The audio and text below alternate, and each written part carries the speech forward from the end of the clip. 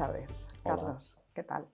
Gracias por estar aquí con nosotros en Improven, en esta sala además que le llamamos Sala del Talento, para hablar de talento. Estamos aquí. Y yo empezaría diciendo, estamos en un momento en el que siempre estamos pendientes en nuestra profesión de cuáles son las últimas tendencias en este mundo de la gestión de las personas. ¿Qué dirías que en estos momentos está más presente en la gestión del talento en las organizaciones? Bueno, yo creo que lo que está muy presente, y puede parecer una redundancia, es las personas, ¿no? Me refiero a esto porque creo que para que eso tome cuerpo y sea una realidad palpable, y después podemos profundizar, ¿no? Yo creo que lo primero que deberíamos cambiar, y de manera bastante radical, es el rol del departamento de personas. Yo creo que es un rol que posiblemente en los últimos años, y esto ya hubo un debate, ¿no?, en los años, sobre los años 2000, recuerdo, ¿no?, sobre si el departamento de personas era necesario o no.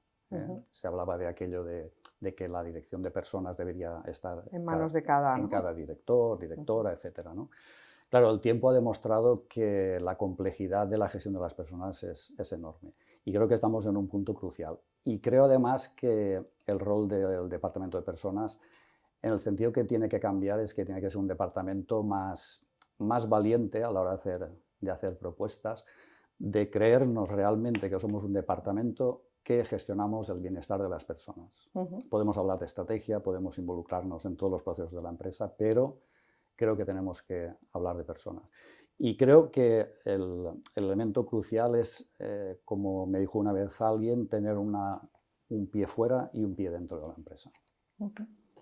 Con lo cual, ¿qué pilares dirías que son ahora en los que tenemos que poner el foco, en los que nos tenemos que fijar en el tema de la gestión de personas? Yo pienso que lo primero es revisibilizar a las personas. Y lo digo así porque ahora se habla mucho de retención del talento, ¿no? Y creo que al final lo que hay que conseguir es que la gente quiera quedarse.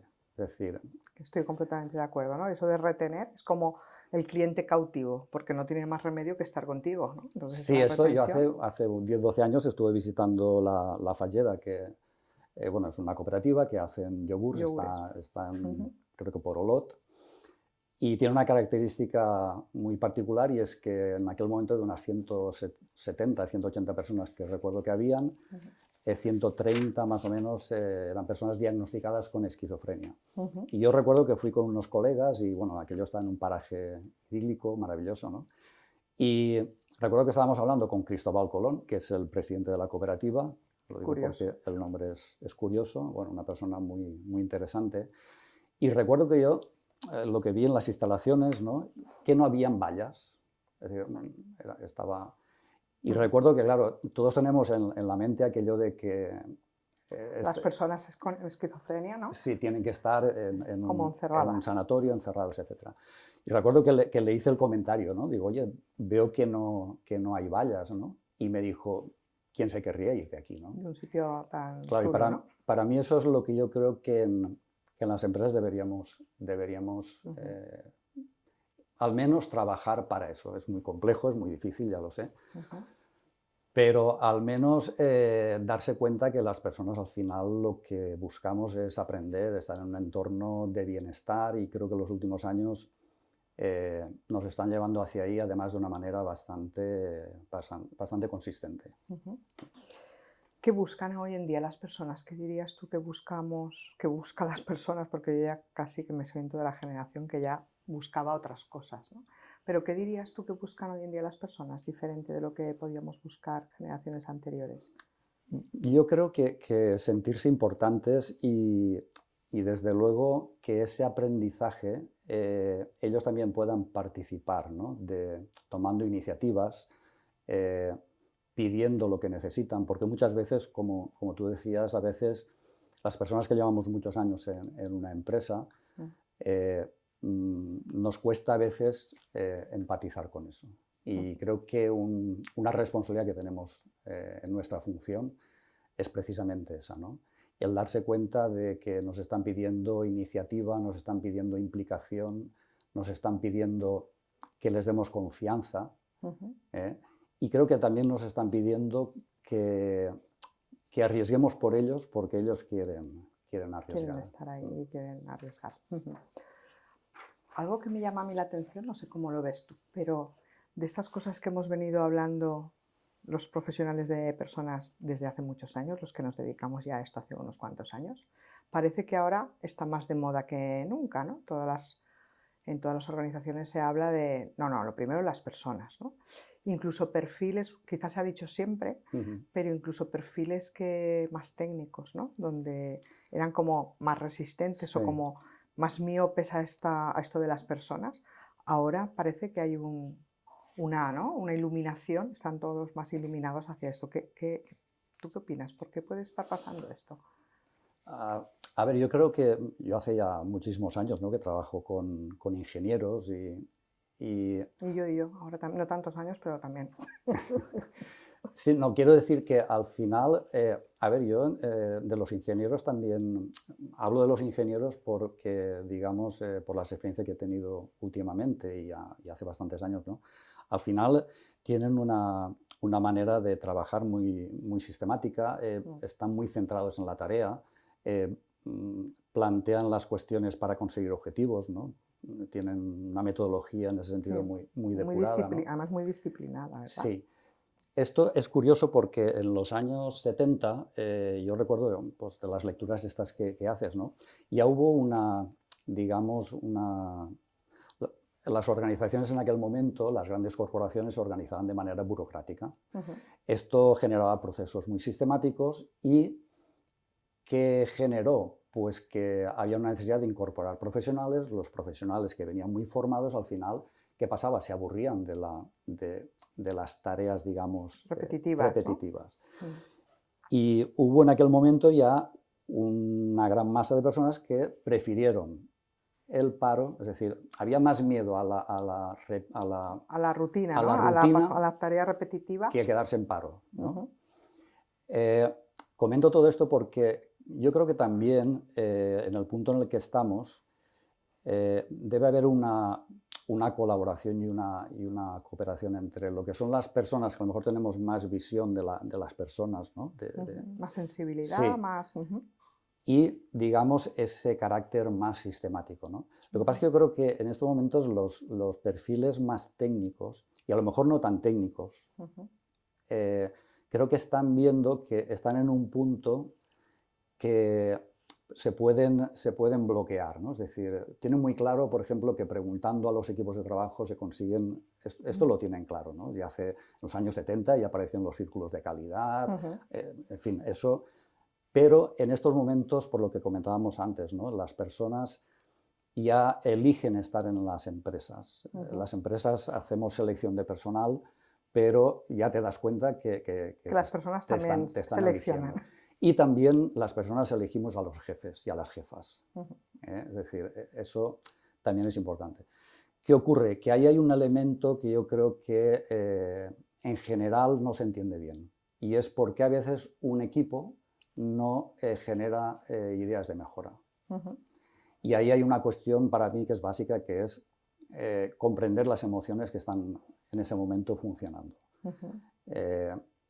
Las emociones al final es algo que es lo que activa, ¿no? Y lo que pone en marcha lo que hacemos, o lo que hacemos de una manera o lo hacemos de otra, ¿no? O lo que no hacemos.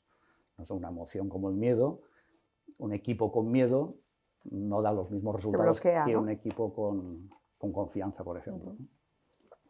Y creo que en ese sentido, si eso... digamos, yo creo que nuestra función es ayudar a que esas emociones se comprendan, se acepten, se integren y a darle sentido. Es decir, ¿por qué está pasando lo que está pasando, ¿no? En este equipo que me funcionaba hasta ayer y hoy pues está bloqueado, ¿no? Y creo que ahí podemos aportar cosas y creo que también cada vez más ese tipo de profesionales tienen necesidad de avanzar en esa línea. hasta hace no mucho tiempo, hablar de emociones en entornos quizá más técnicos o en perfiles más técnicos era casi como, ¿no? Como una especie de aspecto nada valorado, ¿no? Algo que había que ocultar, ¿no? Sí. Sí, mira, yo te explico una experiencia que tuve hace muchos años. Yo, antes de trabajar donde estoy ahora, trabajaba, bueno, asesoramos a empresas familiares en procesos de sucesión, y recuerdo un caso, una empresa, serían 80, 90 trabajadores, el propietario había fundado la empresa y tenía 2 hijas. La mayor tenía una mentalidad empresarial muy marcada, y la hermana pequeña, pues digamos, era una persona pues, que no tenía esa... Y el padre estaba en, digamos, bueno, pues en edad ya a punto de jubilarse. Y nos llamó porque tenía un problema esencial, y es que él le dijo a su hija mayor que para darle continuidad a la empresa lo que le pedía era que su hermana tenía que trabajar en la empresa y tenía que cuidar a su hermana. Y la hermana mayor no lo entendía, pero no lo entendía porque ella estaba muy centrada en la tarea. La tarea era que ella tenía claro cómo conseguir objetivos, cómo había que vender, etc. ¿no? Ese era su objetivo. Y no entendía una cosa muy importante, que era la emoción desde donde su padre le decía lo que le estaba diciendo. Su padre, que buscaba dar continuidad a su proyecto a través de sus hijas, sobre todo de ella, que le reconocía esa capacidad. Y ¿cuál era la emoción que había ahí? La emoción de sentirse feliz. Buscaba felicidad, no buscaba otra cosa. Y buscaba también la felicidad de la madre, ¿vale? Porque bueno, la hermana pequeña tenía una serie de problemas, ¿no? Bueno, y estaba en juego eso, estaba en juego el futuro de la empresa desde esa emoción. Y el padre lo único que... Y en una reunión recuerdo que le dijo, o esto lo aceptas o yo vendo la empresa. Para el padre era más importante la parte esta emocional. Porque sabía que en eso también estaba el futuro de la empresa. Claro. Por cierto, acabó vendiendo la empresa. La hija mayor no entendió nunca lo entendió, a su padre. Nunca lo entendió.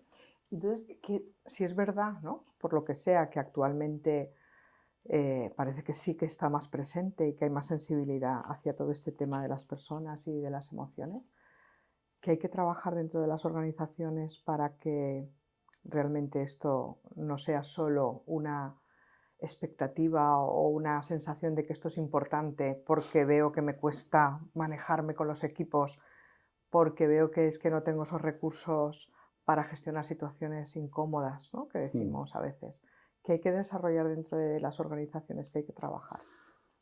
Yo creo que hay que generar ambientes de confianza, donde el error sea aceptado. Lógicamente las empresas tenemos que conseguir objetivos, tenemos que ganar dinero, etc. ¿no? Pero yo creo que todo es compatible. Aquí la cuestión está en pensar que solo hay un modelo, y el modelo que para ganar dinero y que una empresa sea rentable y tenga continuidad, bueno, hay que seguir funcionando de una determinada manera. Hoy, por lo que decíamos antes, la gente está más preparada, las personas vienen de tener ya experiencias, ¿no?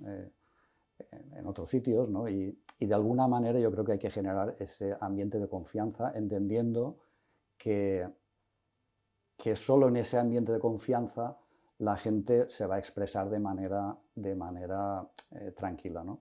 Y sobre todo es donde crece la creatividad, donde crecen las ideas, y donde se gesta el futuro de las empresas. Es decir, en un ambiente cerrado, hostil, donde a la primera de cambio se castiga, todo eso no fluye. Y cada vez más, claro, hace 20, 30 años decía que el elemento diferencial de las empresas son las personas, ¿no?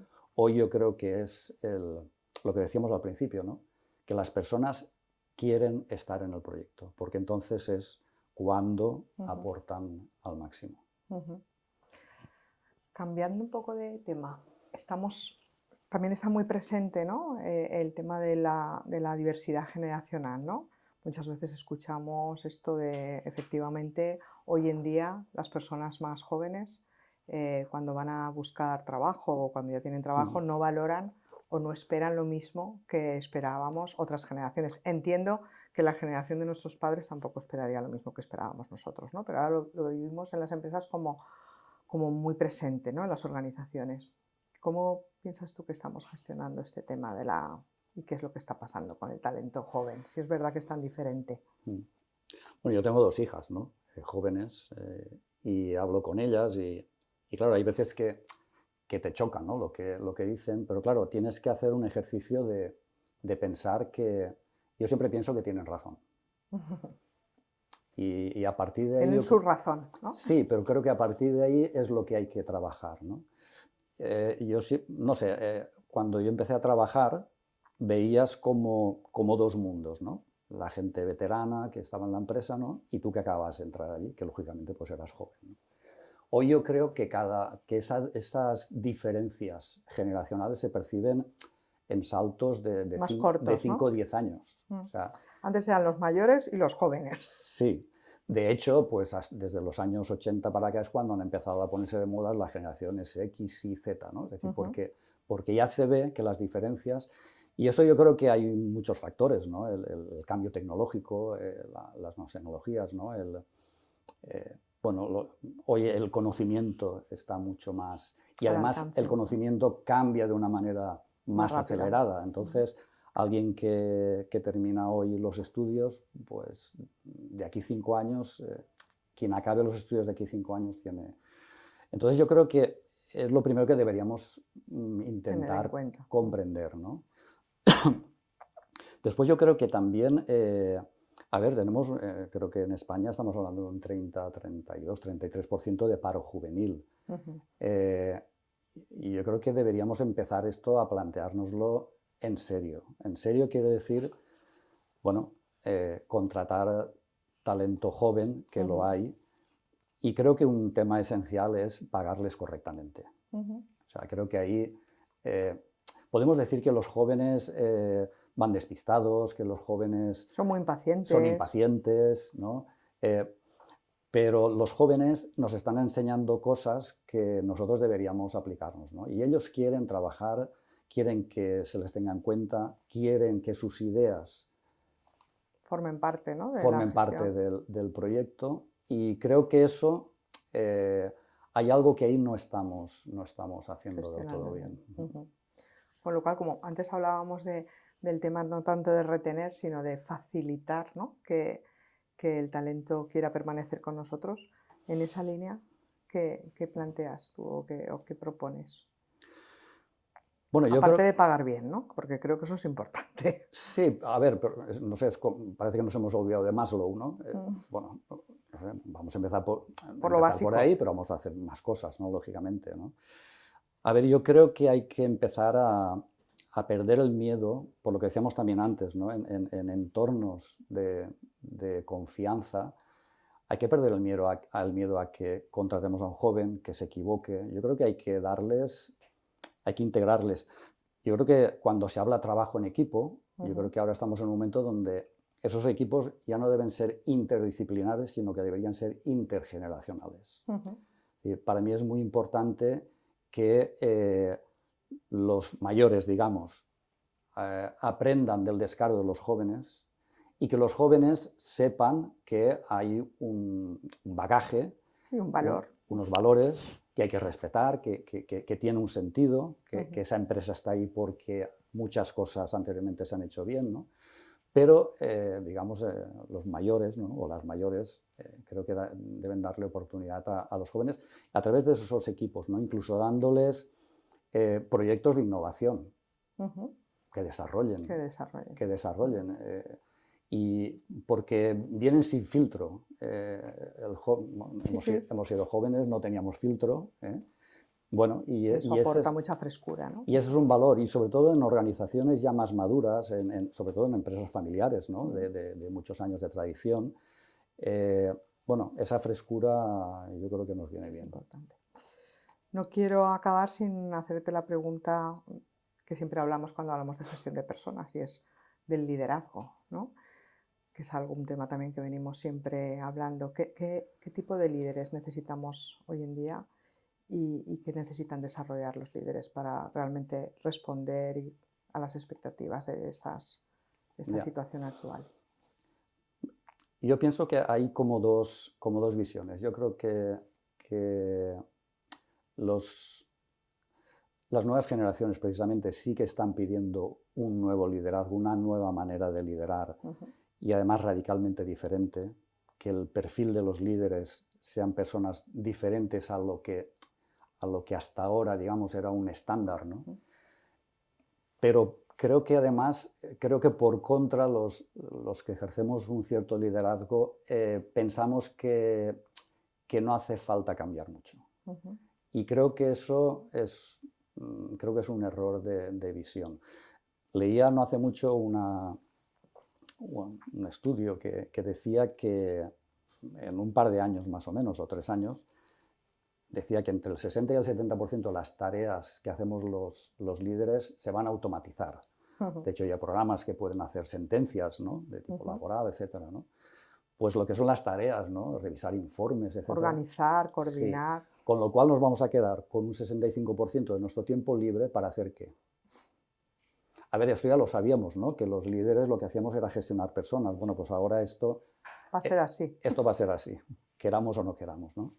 Esto gracias a la tecnología, ¿no?, una vez más. Entonces, creo que esa es una gran oportunidad para digamos, redefinir nuestra manera de prestar valor, ¿no?, dentro de las organizaciones. Sí, además creo que hay un autor, creo que es holandés, que es psicólogo, un tal Kees de Vries, que lo que dice es que, a ver, la mayor suciedad, y perdón, está en la cima. En la cima, sí. Sí. Es un autor muy interesante, porque es muy práctico, ¿no? Y claro, el cambio, ese cambio necesario, creo que tenemos que convencernos que el cambio al final nos obliga al entorno. Si no, no cambiaríamos No lo diseñamos nosotros. Lo diseñamos una vez vemos la necesidad de cambiar porque algo nos está empujando a ello. Y aquí es muy interesante, por ejemplo, Maturana, que bueno, antes comentábamos, ¿no?, es un biólogo que además, biólogo como yo. Sí, pero que trabaja muy bien el tema de las personas. Y él decía que la pregunta clave para iniciar un cambio es no qué queremos cambiar, sino qué queremos conservar. Que permanezca, efectivamente. Y eso es más difícil responder a eso. Claro, es una pregunta y todos podemos hacer el ejercicio en nuestra casa o donde sea. Si yo quisiera cambiar, ¿qué cambiaría? Tengo una lista de 10 cosas que quiero cambiar a partir del 1 de enero, ¿no?, lo típico. ¿Qué quiero conservar? Ahí ya me cuesta más. Y el cambio que se produce a partir de ahí es mucho más potente, lógicamente, porque al final lo que quieres conservar es lo que te mantiene como ancla, ¿no? Y a partir de ahí sabes que eso tú lo quieres conservar, bueno, pues todo lo demás es lo que puedes cambiar. Sí. Y bueno, yo creo que en esa tesitura estamos. Yo creo que hoy nos están pidiendo un liderazgo más humilde, el liderazgo que lo sabe todo. No está de moda. Sí, pero ya no es que no esté de moda, es que no es eficiente, Yeah. es que no es eficaz. Un amigo y colega, ¿no?, Sefri Soler, dice que él entiende que el liderazgo es un liderazgo artesanal. Claro, cuando dices esto de artesanal, esto es antiguo, ¿no? A ver, la artesanía, cuando pensamos en la palabra artesanía, pensamos, no sé, en un botijo, ¿no? Bueno, a mí me sugiere algo muy bien cuidado, muy bien tratado. Correcto. Artesanía también es un cuadro de Picasso, claro, es una sinfonía. Es una obra de arte. Claro. ¿Por qué? Porque al final la artesanía son herramientas sencillas y tú consigues resultados. Al final, lo piensas bien, un matemático es artesanía, ¿no? Hace artesanía, al final, con un lápiz. Sí, tiene unas técnicas, tiene unos conocimientos, ¿no? Eso se da en todos los sitios. Para hacer un botijo también necesitas conocimientos y herramientas, ¿no? Pero es que esto es así, de sencillo y de complejo. Y de complicado. Sí. Y decíamos esto, ¿no? La humildad, yo creo que en ese sentido, el saber generar confianza, lo que decíamos antes, ¿no? Y ese liderazgo yo creo que se está imponiendo. Y sinceramente pienso que quien no se coja a ese estilo, a ese carro, poco pues liderará. Sí, porque al final lo que decíamos antes, las personas no se eligen. Hoy esto es así, esto no tiene para mí vuelta de hoja. Pues muchísimas gracias, Carlos, por Nada, compartir a vosotros y a conmigo vosotras.